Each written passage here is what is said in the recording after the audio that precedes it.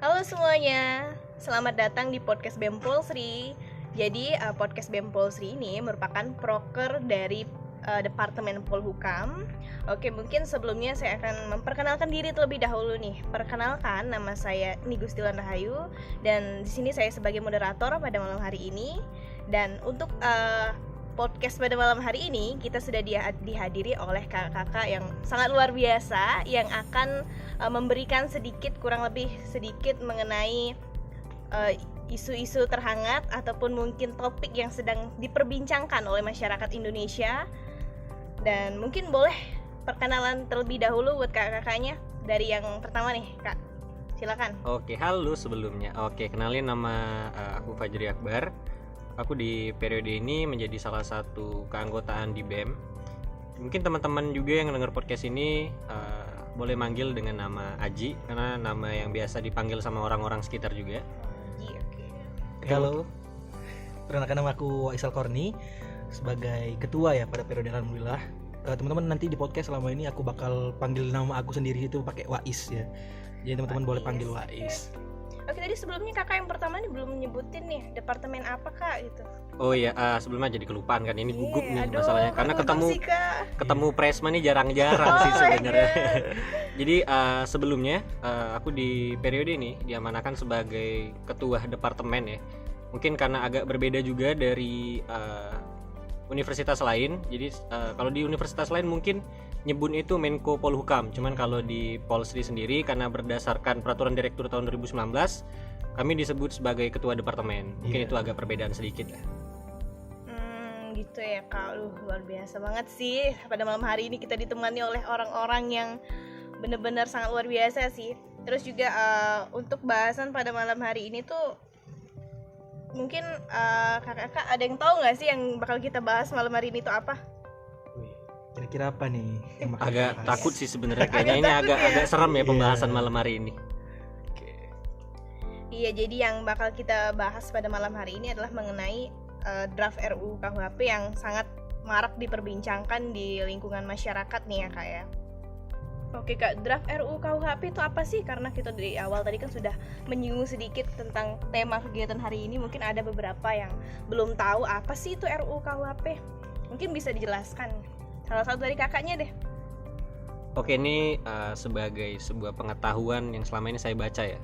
Draft ini adalah sebuah rancangan, bisa dibilang sebuah rancangan dari peraturan terbaru yang masih belum diresmikan secara resmi oleh lembaga negara kayak gitu. Jadi ibaratnya draft ini masih belum resmi, masih ibaratnya masih sebuah rancangan yang bakalan mau diresmikan kayak gitu.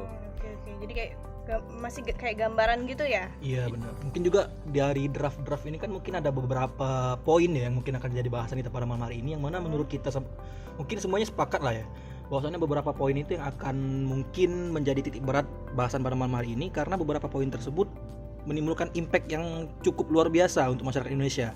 Nah, mungkin apa aja yang mungkin kita bahas nanti akan segera kita bahas lah ya. Terus kalau misalnya draft atau gambaran itu kita boleh tahu itu tuh siapa yang menyebarkan gitu Kak? Mungkin. Kalau kemarin ya perihal draft ini itu malah tidak disebar awalnya tidak disebar sampai ada beberapa permintaan dari masyarakat untuk disebar agar masyarakat tahu. Sebelum disahkan kan harus tahu dulu nih masyarakat kan, karena RUU KUHP juga akan melibatkan masyarakat di dalamnya, bakal membuat masyarakat terlibat lah dalam kesehariannya, dalam penyampaian pendapat dan lain-lain. Jadi itu disebar kemarin, dan ternyata pada draft itu kemarin berapa ya Ji ya? Berapa pasal gitu ya? Kalau setahu saya di dalam draft ini kalau nggak salah 632 pasal kan. Lumayan banyak. Pasal. Lumayan banyak kayaknya ini. Iya, sedangkan kadang-kadang masyarakat Indonesia aja membuka pintu Indomaret aja ada yang tulisannya dorong dia malah tarik gitu kan. Ini mau baca draft sebanyak itu gimana gitu kan. Iya benar. Nah, tapi teman-teman dari Polhukam juga kemarin udah ngadain kajian ya beberapa kali dan sudah dapat beberapa poin nih. Iya kan, yang akan kita bahas pada malam hari ini, Ulan. Oke, jadi dari beberapa kajian yang telah dilakukan oleh tim Polhukam, jadi yang pertama itu ada pasal penghinaan terhadap pemerintah. Jadi tindak penghinaan terhadap pemerintah diatur dalam pasal 240 dan 241 draft RKUHP versi 2019. Pasal itu menyebutkan bahwa perbuatan menghina pemerintah dapat dikenai hukuman penjara maksimal 3 tahun, bahkan 4 tahun jika perbuatan tersebut dilakukan melalui teknologi informasi. Setiap orang yang di muka umum melakukan penghinaan terhadap pemerintah yang sah yang berakibat terjadinya kerusuhan dalam masyarakat dipidana dengan pidana penjara paling lama 3 tahun atau pidana denda paling banyak kategori keempat. Nah, itu isi dari pasal 240 draft RUU KUHP.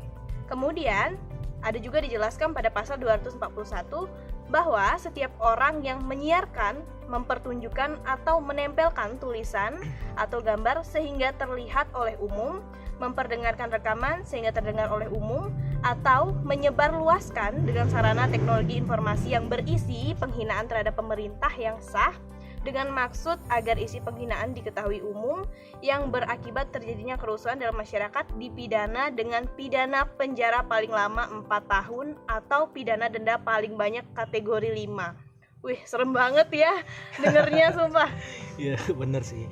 Jadi menurutku ya peraturan-peraturan itu emang dibuat untuk merapikan dalam kegiatan-kegiatan bermasyarakat mungkin ya. Tapi kalau kita tinjau dari kedua pasal ini, menurutku itu terlalu mengikat, yang mana nantinya malah membuat rakyat Indonesia itu terbungkam. Mereka tidak bisa menyampaikan pendapat ya, karena yang namanya sebuah pendapat terlepas itu akan membuat perpecahan kah atau membuat suatu kebaikan kah, itu kan terjadi setelah penyampaian pendapat tersebut, yang mana mungkin orang tersebut tidak mengetahui impact dari pendapat yang disampaikan. Mungkin kayak ini juga ya, kalau untuk pasal penghinaan, ini kan yang namanya penghinaan, artinya ada dua pihak yang mana yang satu menjadi pelaku dan yang satu menjadi korban. Yang dimana soal menyinggung atau tersinggung atau menghina itu kan harus ada salah satu pihak yang merasa bahwasannya dia dihina, dan rasanya kita untuk tersinggung adalah sebuah hal yang relatif dan gak bisa diukur. Misalnya nih, ada nih misalnya aku sama Kak Wais nih main-main gitu, si Kak Wais nih ngatain kayak ya main-main gitu lah kayak sekitar teman-teman, terus aku tiba-tiba ngomong Kak Wais nih padahal gendut nih, sok-sokan orangnya. Terus si Kak Wais ini tersinggung gitu kan. Gak boleh. Nggak semua orang bisa diajak bermain kayak gitu, tapi ada beberapa orang juga yang biasa aja soal itu. Jadi kan sebuah hal yang relatif dan nggak bisa diukur secara pasti kayak gitu. Dan jatuhnya kayak rancu. Bayangin coba kalau misalnya kita yang ingin untuk membahas ataupun mengkritisi sebuah kinerja dari pemerintahan, dari sebuah instansi misalnya. Kalau misalnya yang menurut kita ini sebuah kritik yang membangun, tapi bagi instansi tersebut ini sebuah cacian ataupun penghinaan, yang awalnya kita pengen ngasih tahu bahwa kalian tuh kayak gini, ternyata merekanya tersinggung. Artinya yang sangat disayangkan, kita yang seharusnya bisa mengkritisi karena kita sebagai orang yang ibaratnya ini wakil-wakil rakyat nih kan, yang bekerja untuk rakyat misalnya. Kita pengen tahu nih wakil-wakil kita kerjanya kayak gimana. Kita pengen mengkritisi pekerjaan mereka, bukan berarti kita menghina. Yang sangat disayangkan jika keluarnya hal ini, maka Indonesia yang notabene untuk membaca saja sulit, jika ada pasal ini, sekali lagi kita malah lebih malas lagi. Bahkan bukan cuma untuk membaca, sekali ini untuk ngomong pun kita jadi malas. Sangat disayangkan gitu Naka. Jadi bisu ya. Dan juga perlu digarisbawahi ya, bahwasannya pada pasal itu dibahas mengenai penghinaan terhadap pemerintah, yang mana menurutku pribadi ya, kalau menghina terhadap pemerintah itu aku rasa mungkin ada beberapa oknum, tapi jangan juga dilupain bahwasannya ada juga orang-orang yang membangun, mengkritik untuk membangun, seperti kayak yang disampaikan oleh Saudara Haji tadi. Jadi kayak misal nih, aku mengkritik suatu instansi kayak kata Saudara Haji tadi, ya benar, ketika kita mengkritik mungkin bagi kita pribadi yang mengeluarkan statement tersebut itu bukanlah hinaan seperti kan, tapi untuk kritik untuk membangun instansi tersebut kan. Tapi yang kayak dikatain kayak kata Saudara Haji tadi, bahwasanya itu kan ketersinggungan itu relatif kan. Jadi kita nggak tahu tingkat ketersinggungan itu bagaimana, kecuali dengan temen nih misalnya. Mungkin kita sudah akrab ya, tidak masalah untuk saling singgung, untuk saling hina, tidak masalah. Tapi kan terhadap pemerintah yang mana mungkin orang-orang yang juga asing bagi kita, dan juga kita nggak tahu kadar ketersinggungan itu bagaimana, itu lumayan sulit. Dan juga bahkan membuat mungkin rakyat Indonesia bakal lebih sulit dalam menyatakan pendapat, menyatakan kritik, apalagi dalam statement-statement yang harus banyak ya orang-orang ngomong kalau memberi kritik itu harus beserta saran seperti itu kan. Sebenarnya nggak salah, tapi tidak seluruh kritik kita harus memberi saran, karena kita di sini sebagai rakyat Indonesia kan memiliki wakil rakyat. Jadi ketika kita memberikan kritik, itu sudah termasuk tugas wakil rakyat untuk memikirkan bagaimana jalan keluar dari kritik tersebut. Tidak harus disertakan dengan saran seperti itu kan. Mungkin itu sih untuk pasal 240 sama 241 ini. Ya, jadi kesannya kayak banyak juga kemarin lihat di Instagram hashtagnya itu pemerintah baperan jadi kan. Iya, benar. Jadi bukan apa ya, mungkin kita sebagai mahasiswa juga sebagai ujung tombak lah ya dari Indonesia yang menyuarakan hal-hal seperti ini. Karena semakin hari juga kita lihat kepedulian rakyat Indonesia ini semakin sedikit. Iya, dan ditambah dengan adanya pasal ini, itu malah membuat rakyat Indonesia makin apatis dan apa ya, takutnya ke depannya ketika ada hal-hal yang seharusnya untuk disampaikan tapi karena ditutup oleh pasal ini, rakyat Indonesia penuh ketakutan seperti itu kan. Jadi sangat disayangkan seperti itu. Benar banget. Oke, lanjut ke topik yang kedua nih. Ada pernyataan memiliki kekuatan gaib. Wih, lumayan unik ya pasal. Iya, unik banget sih, pasal yang sangat keren sekali. Baru ini denger sih pernyataan memiliki kekuatan gaib.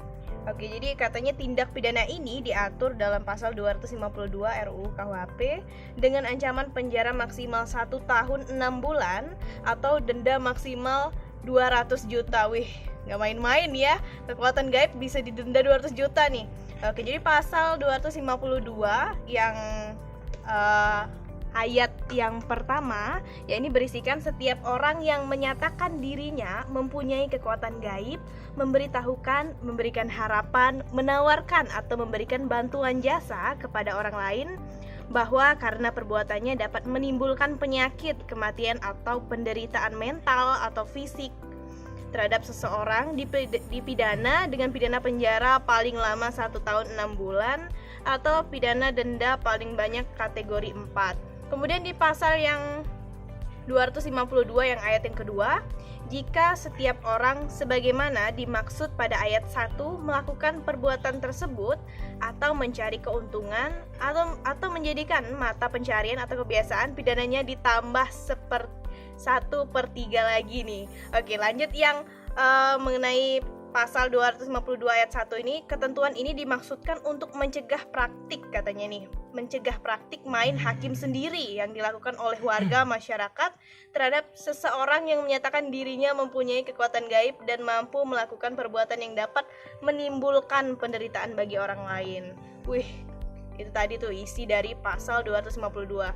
Oke, mungkin Kak Wais bisa ngasih sedikit argumen mengenai pasal ini. Mungkin kalau kita tinjau dari penulisan pasal tersebut, jadi tujuan dibuatnya pasal ini tuh agar tidak ada main hakim sendiri ya dari masyarakat terhadap orang yang memiliki kekuatan gaib ini. Tapi tetap aja nih, menurut aku kebetulan juga akhir-akhir ini lagi banyak viral juga, banyak teman-teman mungkin bisa nonton di sosial media masing-masing mengenai pesulap merah dan juga pesulap merah iya kan, banyak pembongkaran terhadap ilmu-ilmu yang katanya ilmu hitam. Jadi menurutku pasal ini bisa cukup membantu bagi orang-orang yang mengaku tadi untuk bukan membantu mereka dalam berbisnis ya, tapi membantu mereka agar tidak dihakimi oleh masyarakat sekitar. Karena kejadian-kejadian kemarin juga banyak banyak dukun-dukun yang dihakimi sendiri, dipukuli oleh masyarakat dan banyak bahkan ada yang diusir kemarin kan. Tapi untuk pernyataan dari pasal ini juga menurutku agak rancu sih. Rancunya di bagian untuk tahu orang itu punya ilmu hitam bagaimana seperti itu kan. Kalau kakak sendiri percaya nggak sih orang-orang kayak gitu? Kalau aku pribadi aku percaya dengan hal yang gaib seperti itu. Tapi untuk percaya terhadap ilmu hitam ini mungkin agak sedikit kurang. Kurang. Tidak. Ya karena tadi aku bingungnya atas dasar apa orang-orang ini pemerintah bisa tahu bahwa orang ini memiliki ilmu hitam, dan mungkin poinnya tadi mengenai penyebaran atau memberi harapan ya terhadap calon konsumen mungkin ya. Memberi harapan terhadap konsumen bahwasanya aku bisa membuat kamu kaya seperti itu kan. Sebenarnya pernyataan seperti itu sudah sering terdengar lah mungkin di telinga kita masing-masing gitu kan. Jadi menurutku pembahasan mengenai draft ini sedikit rancu di bagian itu sih. Oke, kalau menurut Kak Aji sendiri nih gimana tentang pasal yang aneh ini? Oke, kalau menurut saya pribadi ya, untuk pertama yang dari pasal pertama pun sebenarnya udah timpang tindih sama pasal penipuan ya. Kenapa ini kan memberikan harapan palsu ataupun sebuah janji-janji yang nggak mungkin bisa ditepatin kan, kayak memberikan kekayaan. Kalau emang dia memberikan kekayaan, ngapain dia kasih ke orang gitu? Kenapa nggak dipakai sendiri? Atau penglaris? Iya sih, bener ya. Kalau emang dia penglaris, kenapa nggak dipakai di dia? Kan dia bisa laris tuh jadi dukunnya. Ataupun pemikat orang kayak gitu, ataupun kayak pelet-pelet kayak gitu. sebenarnya hal ini udah bisa dimasukkan dalam kasus ataupun pasal yang mana mencakup soal permasalahan penipuan. Jadi nggak sedikit bisa dibilang hampir timpang tindih, cuman sedikit bedanya ini concernnya ke ilmu hitam. Untuk ilmu hitam sendiri pun itu sebenarnya nggak bisa diukur. Benar kata Kak Wais tadi, hal yang bisa dibilang emang di Indonesia banyak dan marak ya. Ya mungkin khas Indonesia juga. Sangat Indonesia sekali nih. Mulai dari pawang hujan, penglaris, sulap. Iya. Mungkin kalau sulap kategorinya bisa dibilang untuk entertain mungkin. Entertain, oke, itu fine lah ya, karena orang juga kan penghiburan. Tapi kalau misalnya kayak si inisial G kemarin yang sama pesulap warna-warni itu yang sempat yang sekarang lagi trending topik ya. Iya benar. Ini kan si sulap merah ini kan membuktikan bahwa hal-hal kayak gini ini banyak penipuan ya. Kenapa nggak orang-orang yang merasa tertipu nggak diaduin aja ke polisi gitu? Kenapa? Karena biasanya orang-orang juga malas membahas permasalahan ini karena kayak nggak ada guna. Pertama, si oknum yang merasa jadi korban, merasa jadi yang tertipu, ngapain datang ke situ gitu? Kalau akhirnya udah tahu tertipu gitu. Iya. Dan buat Kak Wais tadi bilang kalau misalnya hal kayak gini, bisnis kayak gini ini nggak ada di Instagram ataupun dari Facebook. Kakak salah, aku pernah di DM bahkan pernah di WhatsApp soal ini Kak. Jadi di situ dia nawarin santet online, dia nawarin pesugihan online bahkan tanpa kurban Kak, keren banget di sini. Dan bahkan di situ ada list harganya, ada katalognya, ada range waktunya, ada range kekuatannya. Jadi cukup jelas lah itu kalau misalnya aku buka IG-nya pun dia ada testimoni di situ Kak. Oh, ada testimoni. Itu apa ya, sedikit lebih unik ya? Lebih unik bisa dibilang. Jadi makin ke sini ilmu hitam makin ke sana. Iya benar. Yang lebih menarik juga otomatis kalau ditawarin secara online kita nggak bertemu secara langsung. Nah, bener. Apa dia pertemuannya melalui Zoom kita nggak tahu nih. Karena agak aneh juga nih kalau misalnya diusut nih masalah kayak gini. Apakah nanti dari instansi entah kepolisian atau kejaksaan ini mau apa bisa dibilang kayak ngedata ataupun mencari bukti-bukti konkret bahwa hal orang tersebut menggunakan ilmu hitam tuh kayak gimana? Apakah mereka bakal ngebentuk satu tim khusus nih yang punya ilmu hitam biar bisa ngedeteksi? Iya, mungkin ilmu putih ya. Iya. Jadi kayak ilmu hitam. Jadi agak bingung juga sebenarnya. Untuk kita ngedeteksi itu kita harus punya kekuatan yang sama dong artinya. Iya, benar. Apakah dengan begitu pemerintah yang ngebuat tim khusus ini bakal bisa ditangkap juga dengan pasal ini? Iya. Jadinya kan jadi abu-abu pasal ini. Pedang bermata dua gitu. Nah, bener. Karena agak aneh juga bener kata Kak Wais tadi, apakah nanti bakal ada tim putih khusus yang buat membahas soal ilmu hitam ini? Jadi agak sebenarnya nggak bisa diukur, nggak bisa bisa dibilang nggak bisa ditangkap lah orang-orang kayak gini karena halnya nggak terukur. Misalnya dia ditangkap nih dan dituduh oleh masyarakat, dia membuktikan ya bahwasannya orang itu pertama yang datang ke dia. Yang pertama dia datang ke dia sama-sama mau. Iya benar. Sama-sama mau. Dan yang kedua dia udah misalnya dapat barang nih dalam bentuk barang. Dia bayar segini dia dapat barang. Itu kan bisa dibilang kalau misalnya si dukun tadi berkelit, dia ngomong bahwa dia udah memang udah bayar, cuman kami ngasih barang juga. Jasa kami jual beli kan? Jual beli lah masih dibilang kayak gitu. Jadi kalau misalnya ditangkap juga terus diusut, pertama meja sidang kita agak lucu jadinya. Masa ya nanti kejaksaan ataupun hakim-hakim ngebahas soal dia dibuktikan bersalah karena menggunakan ilmu hitam bla bla bla. Dijatuhkan hukuman sebanyak 1 tahun gitu. Dan denda sekian. Tok kan agak lucu tuh. Apalagi kalau disiarin di televisi. Di atas mejanya ada barang bukti. Ada barang bukti tuh, ada kris, ada apa lagi tuh yang kayak itu daun sirih gitu. Ada mayat ayam, ayam hitam gitu bisa. Yang kayak gitu-gitu. Nah, itu kan agak lucu sebenarnya kalau misalnya apalagi kalau misalnya nanti ini kan biasanya orang luar kan pengen ya ibarat studi banding lah, membandingkan hukum-hukum antar negara dan disorot oleh media luar. Aduh.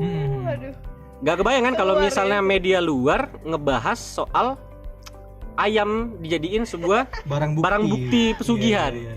Agak lucu sebenarnya, sangat Indonesia sekali sebenarnya pasal ini. Mungkin ini sih, aku juga setuju kayak pasal ini nih Indonesia banget gitu nah. Kayak apa ya, benar-benar khas Indonesia ya. Yang mana menurut aku ya, aku nggak tahu karena belum pernah studi banding ke luar juga, kayaknya nggak ada yang pembahasan ilmu hitam seperti ini.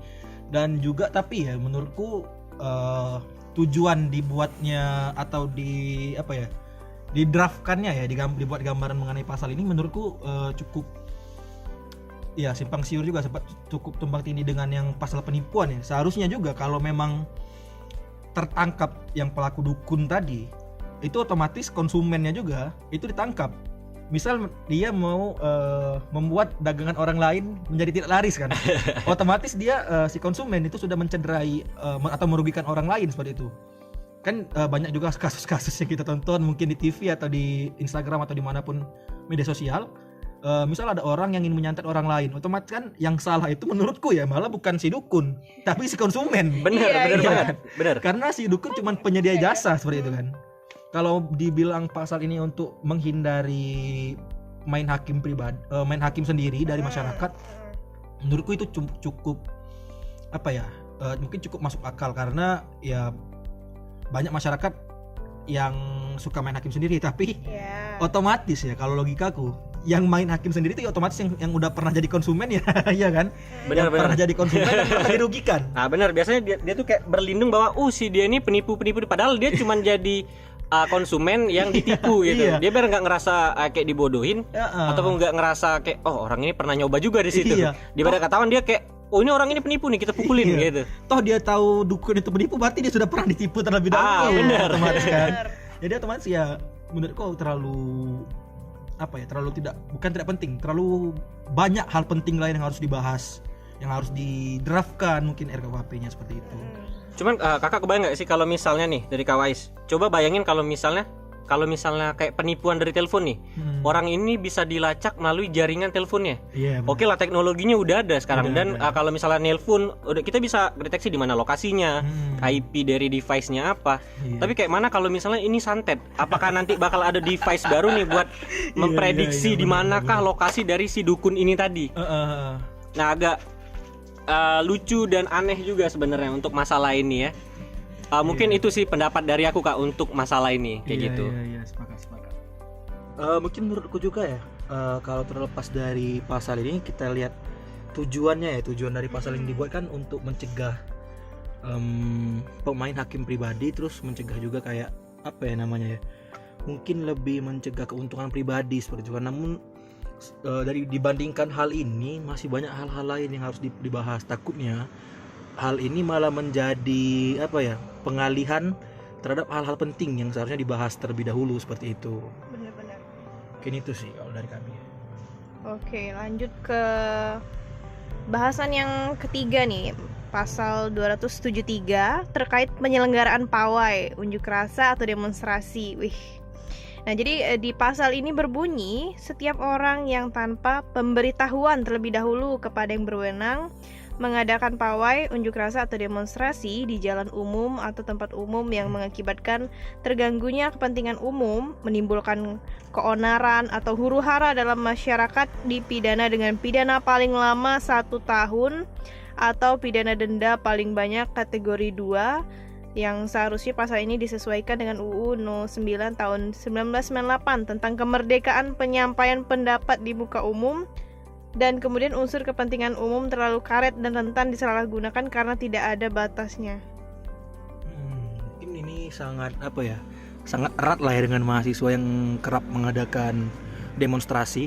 Tapi mungkin poinnya di sini itu mengadakan demonstrasi atau unjuk rasa yang tidak ada konfirmasi sebelumnya, seperti itu kan. Tapi kadang-kadang beberapa kayak kita mengadakan demonstrasi gitu kan kadang nggak direspon, malah kita udah ngasih pemberitahuan tapi nggak direspon, terus gimana tuh?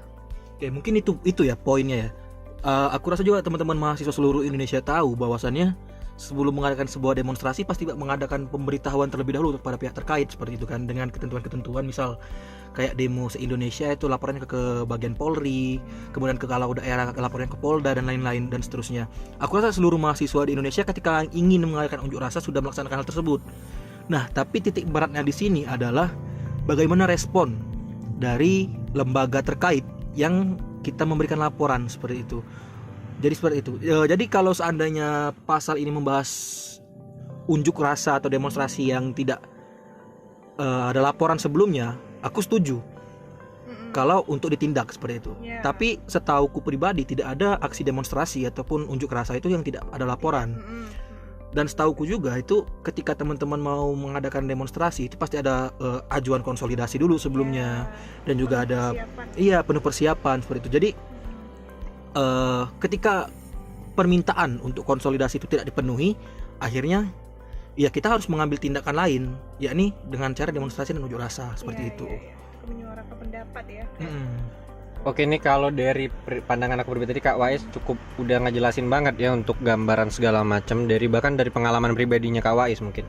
Kalau menurut aku juga sama, karena halnya apa, demonstrasi ataupun pawai dalam tanda kutip tadi adalah sebuah tindak lanjut daripada sebuah konsolidasi atau audiensi yang ditolak, ataupun dari konsolidasi atau audiensi yang hasilnya nggak sesuai dari apa yang diminta atau dituntut oleh masyarakat ataupun kelompok mahasiswa kayak gitu.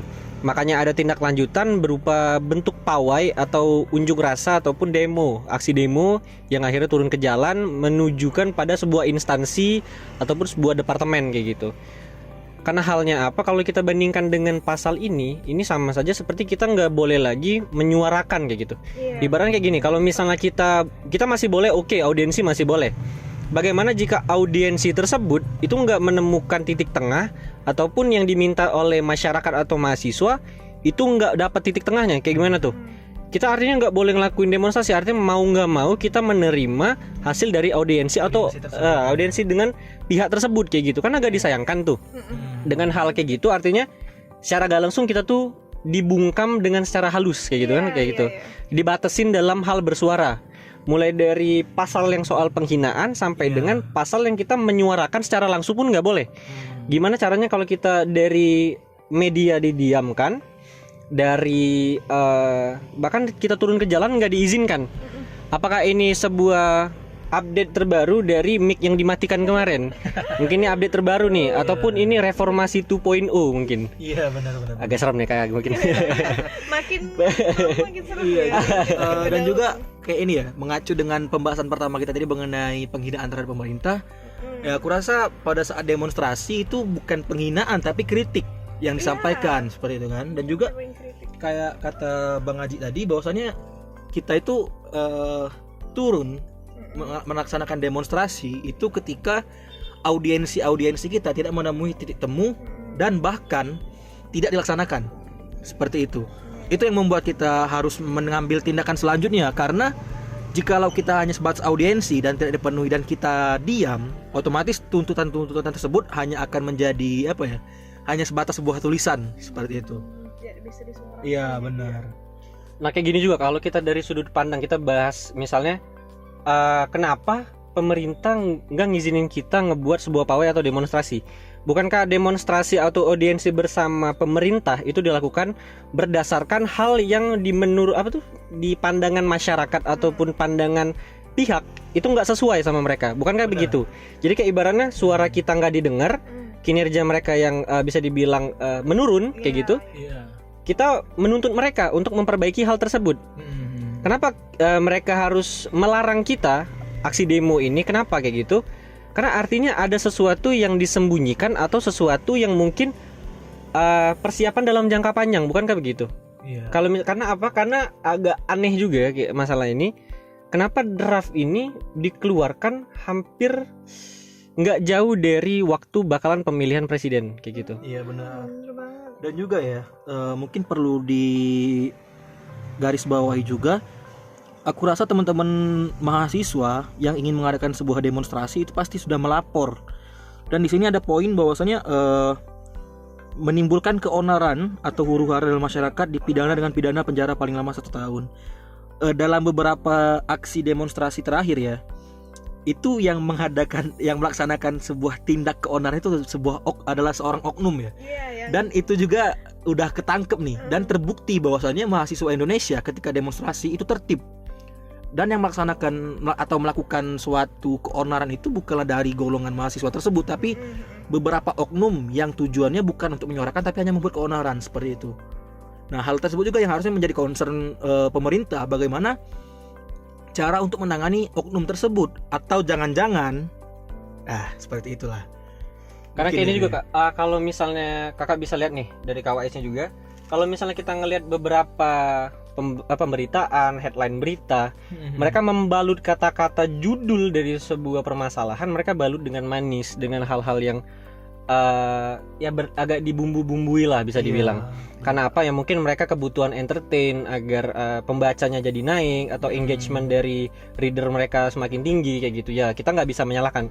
Tapi yang sangat disayangkan di sini, yang sebenarnya menjadi pelaku adalah oknum, tapi yang dibalut menjadi sebuah kelompok. Kan agak sayang tuh. Dan juga yang disalahkan itu adalah kelompok yang melakukan demonstrasi tersebut ya. Bener banget Kak di situ. Yang ngelakuin satu orang, yang kena imbasnya ya keseluruhan kelompok tadi.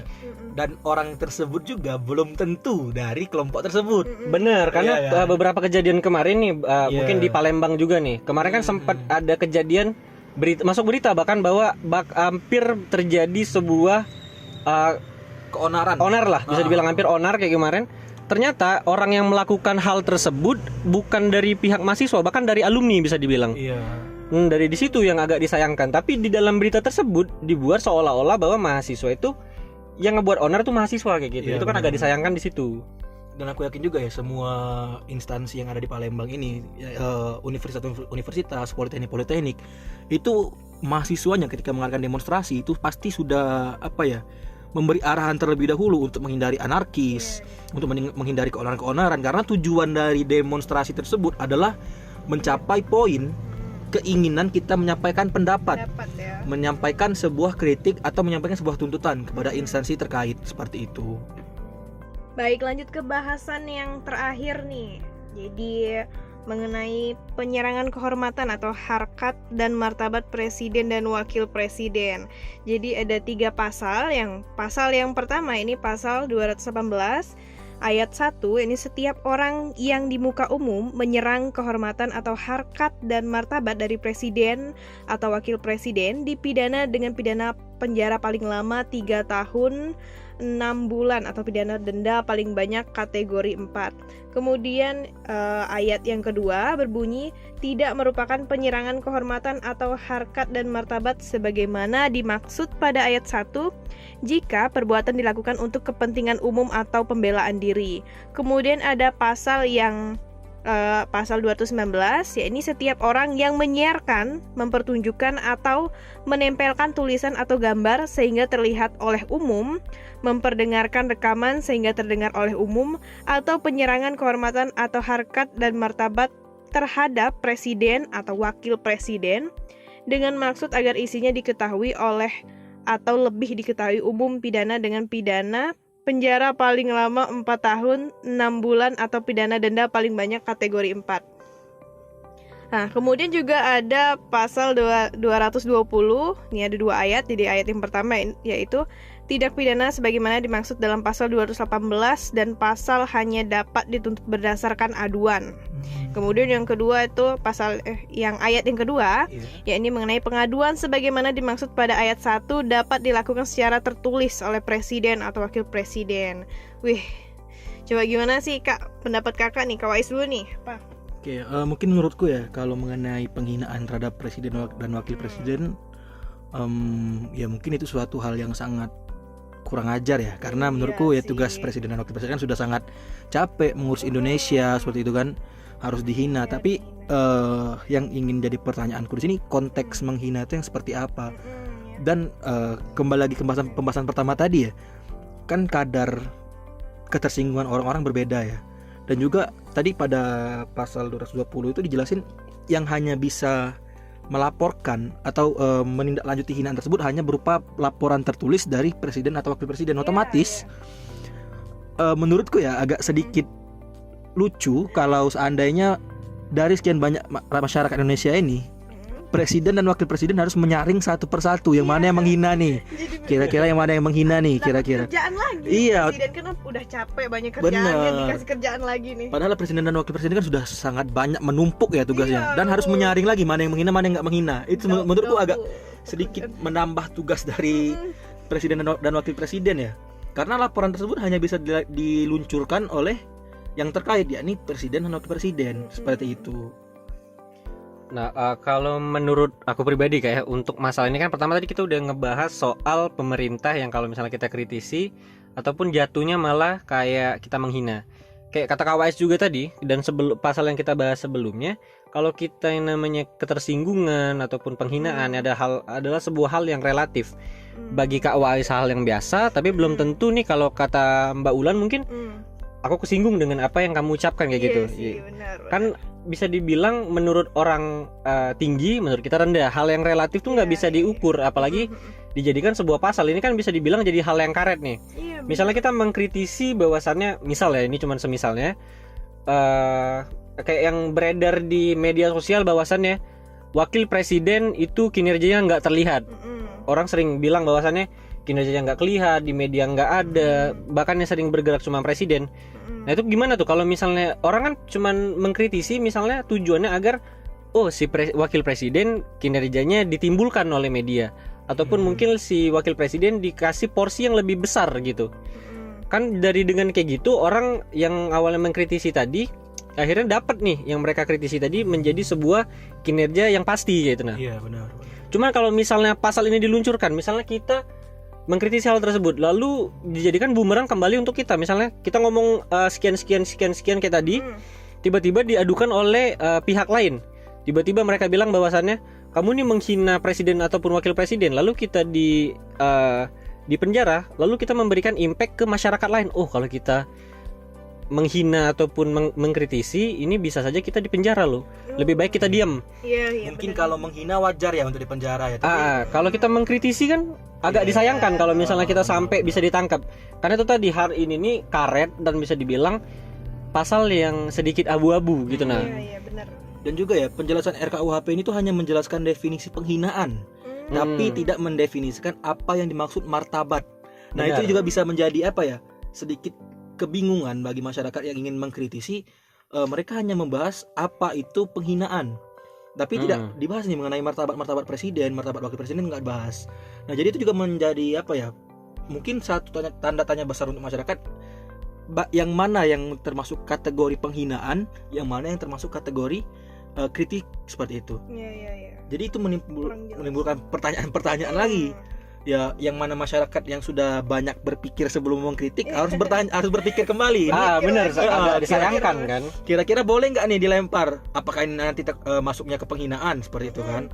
Bener. Jadi dan juga kayak yang ku bilang di awal tadi, ini yang bisa meluncurkan itu hanya presiden atau wakil presiden. Bener. Dan sekarang ini banyak sekali orang-orang yang mewakilkan ketersinggungan orang lain. Padahal orang tersebut ya tersinggung. Benar. Seperti itu kan. Misal aku sama Aji lagi main-main nih, kayak kata Aji tadi kan, lagi main-main. Aji bilang, Wais gendut. Ada temanku yang gendut yang dengar, dia tersinggung. Padahal dari Aji itu bilangnya kan ke aku. Dia tersinggung dan mewakili aku. Wais tersinggung juga, tidak boleh ngomong gendut seperti itu, nggak boleh shaming. Padahal aku biasa aja gitu kan. Tapi banyak orang-orang yang mewakili ketersinggungan orang lain seperti itu. Itu sih yang sangat disayangkan ya. Tapi syukurnya di pasal ini dibahas hanya presiden dan wakil presiden. Benar. Yang boleh melaporkan. Tapi ini kalau misalnya kita berkaca di masanya reformasi nih Kak Wais. Kalau kita lihat kan banyak yang kayak ini kan, soal kayak kalau kita terlalu lantang berbicara ada konsekuensinya segala macam. Kalau kita ngomong sembarangan ada konsekuensinya, apalagi petinggi-petinggi negara kita. Hal tersebut menimbulkan yang akhirnya suara yang terlalu dibungkam akhirnya pecah pada masa tahun 98, yaitu demo. Karena agak disayangkan tuh. Harusnya pasal ini dibuat lalu memikirkan kalau misalnya kejadian tahun 98 bisa saja terulang lagi di tahun kita, di tahun 2022 atau mungkin tahun 2003, yang mana kalau misalnya undang-undang ini tiba-tiba disebarluaskan ataupun diresmikan nanti. Nah itu kan agak disayangkan. Dan sedikit menjadi tanda tanya besar nih, tanda tanya besar dan juga banyak tanda tanyanya nih. Kenapa draft ini lambat dan lama sekali untuk dipublish? Agak disayangkan kan? Agak sedikit menjadi tanda tanya tadi. Kenapa masyarakat harus mendorong, mendesak baru akhirnya dipublish? Draft ini di launching di sosial media ataupun di internet yang bisa disangkup dan bisa kita baca sekarang. Kenapa begitu lama? Padahal ini bisa dibilang draftnya diminta dari tahun lalu, bisa dibilang sangat lama udah. Yang akhirnya di launching di bulan 3 kalau nggak salah, bulan 3 di launching, lalu mahasiswa serentak ngelakuin aksi, ada yang kalau di kota di Palembang serentak itu tanggal 7 April, lalu di seluruh Indonesia itu 11 April. 11 April ya. Waktu itu lagi bulan puasa tuh, Kak. Benar-benar. Nah, agak aneh sebenarnya, Kak, kayak gitu. Sebenarnya mahasiswa juga luar biasa ya, walaupun di tengah bulan puasa mereka tetap menyuarakan suara rakyat nih. Yang mana RKUHP ini menurut kita akan menjadi impact yang sangat luar biasa kepada masyarakat terhadap pemberian kritik, pemberian saran dan lain-lain. Dan juga ya aku pernah baca sebuah statement, sebuah kritik itu ketika dibungkam dia tidak mati. Tapi dia hanya tidur dan akan sewaktu-waktu akan bangun. Dan ketika dia bangun itu sudah banyak kritik-kritik lain yang dibungkam juga. Dia akan bangun dengan kritik-kritik lain yang kemungkinan juga akan menimbulkan kembali insiden tahun 98 itu. Makin membludak. Makin membludak karena semakin dibungkam suatu kritik, ya semuanya dibungkam dan akan meledak di satu saat yang mana itu akan membuat suatu kejadian yang mungkin tidak kita inginkan seperti itu. Bener-bener. Itu sih. Tapi kayak mana sebenarnya hal draft RUU KUHP ini bisa dibilang sebuah musibah, bisa dibilang sebuah rezeki, bisa juga. Karena apa? Kalau dibilang musibah bisa karena pasal-pasalnya banyak yang rancu, banyak yang abu-abu, banyak yang karet. Tapi di satu sisi bisa dibilang rezeki. Kenapa? Bisa dibuat sebuah mujizat. Kenapa? Dengan adanya hal ini, mahasiswa yang awalnya terdiam karena COVID, banyak sekali pembelajaran, kegiatan dilakukan secara online yang awalnya cuma tatap muka dengan laptopnya, dengan device-nya secara online. Tiba-tiba mereka kumpul lagi, lalu menyuarakan lagi suara-suara masyarakat yang terbungkam. Sebenarnya ini menjadi sebuah bisa dibilang bisa bilang jadi pemantik semangat dari mahasiswa. Dan saya cukup terkejut kemarin karena ekspektasi saya waktu datang ke lokasi di DPR kemarin, ekspektasi saya itu masanya sedikit. Karena pertama kita baru sudah selesai online, dan masa-masa itu saya ingat banget baru marak-maraknya Delta kemarin. Delta tuh angka COVID Delta itu masih tinggi-tingginya, Kak. Tapi yang saya salut bahwasannya lautan masyarakatnya sangat banyak. Mereka nggak takut COVID. Ya emang ada yang batal sih di situ, banyak yang cuman kita nggak tahu, mungkin dia agamanya lain, mungkin bukan yang Islam, ya aku nggak masalah. Cuman agak disayangkan itu tadi, draftnya agak sedikit itu tadi, cuman menjadi timbal balik bagi mahasiswa menjadi semangat kembali, menjadi kumpul lagi, ketemu lagi. Yang awalnya online tiba-tiba mereka kumpul semua, Kak, nih menyuarakan suara masyarakat. Sebenarnya ada hikmahnya juga, cuman lebih banyak musibahnya kayak gitu. Jadi juga kita ngadain ngobrol kayak ini kan biar sama-sama membuka wawasan ya, biar teman-teman nanti juga mungkin bisa menyampaikan pendapatnya lewat komen, mungkin ya seperti itu. Mungkin teman-teman juga mempunyai pandangan-pandangan sendiri. Itu ya dipersilakan, karena kita di sini kan hanya sharing ya mengenai pendapat kita pribadi, mengenai pengambilan bahasanya. Mungkin pengambilan keputusan dari BEM mengenai bagaimana menanggapi hal ini, yaitu harus disuarakan seperti itu kan. Karena tidak menutup mata juga bahwasannya untuk saat ini impact dari media sosial itu lebih besar daripada mungkin ya kita melaksanakan audiensi, melaksanakan suatu pergerakan-pergerakan. Itu impact media sosial ini lebih luas seperti itu. Jadi menurutku ini harus sangat dibahas. Dan juga kembali lagi ke masalah penghinaan presiden dan wakil presiden tadi ya. Menurutku hal tersebut ya tadi malah menambah tugas dari presiden dan wakil presiden tadi. Iya. Dari sekian banyak masyarakat Indonesia ini, mereka harus ketika demo nih misalnya. Ketika demo ada 10.000 orang. Dan dari antara 10.000 orang itu mau dilihat satu persatu nih, yang mana nih yang menghina, yang mana nih yang menghina. Itu kan sedikit sulit ya. Dan ketika ditemukan yang menghina, yang harus membawa laporannya presiden dan wakil presiden. Seperti itu. Jadi menurutku masih banyak hal-hal lain yang harus dibahas. Dan juga untuk oknum-oknum yang menghina presiden ya, mungkin aku juga nggak tahu takaran gimana menghina ya, kecuali sudah menghina nama baik keluarga, mungkin itu menghina. Tapi selama itu membuat sebuah kritik atau sebuah sarkas, ya menurutku itu fine-fine aja sih. Karena emang kadang semangat orang itu ketika disampaikan secara langsung dia nggak ngeh nih. Tapi ketika disampaikan lewat sarkas, dia tersinggung dan menjadi ternyata kehendak masyarakat itu seperti ini, seperti itu. Itu sih. Oke, itu dia beberapa kajian mengenai RUU KUHP dari Departemen Polhukam BEM Polsri. Jadi totalnya tadi ada 4 poin ya Kak ya. Nah, oke, boleh nih Kak kasih closing statement dari kakak-kakaknya, mulai dari Kak Wais dulu nih. Apa Oke. itu? Mungkin kalau closing statement dari aku pribadi ya, untuk masalah RUU KUHP ini aku sangat mendukung untuk diadakan, tapi alangkah baiknya poin-poin yang terdapat pada RUU KUHP itu dipertimbangkan lebih matang lagi. Karena RUU KUHP ini kan impact-nya untuk seluruhnya, bukan untuk pemerintah aja, bukan untuk masyarakat aja, tapi untuk seluruh elemen masyarakat, elemen pemerintah yang ada di Indonesia. Jadi kayak poin-poin yang kita bahas sebelumnya tadi sangat disayangkan sekali kalau poin-poin tersebut disahkan. Karena itu akan mematikan rasa demokrasi ya yang ada di Indonesia seperti itu.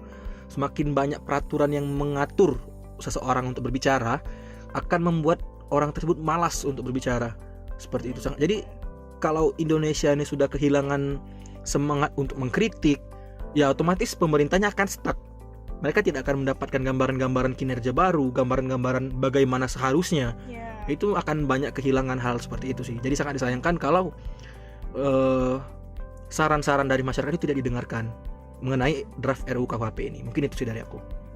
Oke, dari Kak Aji gimana nih Kak closing statement dari Kakak? Oke, kalau dari saya bukan lebih ke concern ke RUU KUHP, karena sebenarnya RUU KUHP ini bisa dibilang banyak juga pasal-pasal yang saya pro dalam hal tersebut. Cuman memang ada beberapa yang bisa dibilang harus diperbaiki lagi dan dibenahi, mungkin mengajak masyarakat dalam pembuatannya.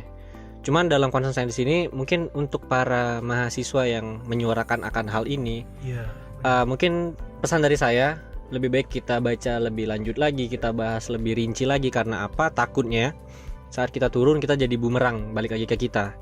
Karena yang kita perbaikin itu pasalnya, bukan kita mencela RUU KUHP secara keseluruhan. Cuman beberapa poin saja di situ yang menjadi concern kita. Ingat, kita cuman memperbaiki yang salah, bukan membuat ulang RUU KUHP. Kalau kita membuat ulang keseluruhan artinya kita menolak semua kan? Iya benar. Yang kita perbaikin pasal-pasal yang jelek saja, RUU KUHP-nya jangan ditolak. Karena banyak juga pasal-pasal yang bagus dan malah support untuk masyarakat kayak gitu. Benar. Jadi jangan sampai kita salah gitu. Dan juga mungkin untuk para mahasiswa dari Polsri yang mungkin nanti bakalan dengerin nih, ingatlah bahwasannya mahasiswa ini sebenarnya pelaku politik juga, pelaku politik yang ada di ruang lingkup kampus. Dan juga kita ini sebagai jembatan bagi para masyarakat dalam menyampaikan aspirasi ataupun suaranya yang tidak terdengar sampai dengan lembaga instansi yang tinggi. Mungkin kayak gitu. Jadi dari podcast ini kami BEM ingin mengajak terutama mahasiswa Polsri untuk kembali lagi peka terhadap politik-politik atau isu-isu yang ada di sekitar kita. Mungkin kayak gitu Kak. Oke, itu dia yang bisa kami sampaikan. Saya ucapkan terima kasih banyak Kak kepada Kak Wais dan Kak Aji yang sudah mau mengisi podcast pada malam hari ini. Oke, yang sudah meluangkan waktunya juga untuk menyampaikan argumen-argumen mengenai topik hangat pada malam hari ini, ya. Kemudian juga saya ucapkan terima kasih juga kepada seluruh pendengar podcast pada hari ini. Oke, buat seluruh pendengar podcast pada malam hari ini, boleh banget ya buat komen ya, kira-kira apa topik yang bakal kita bahas selanjutnya. Oke, saya ucapkan selamat malam dan sampai jumpa.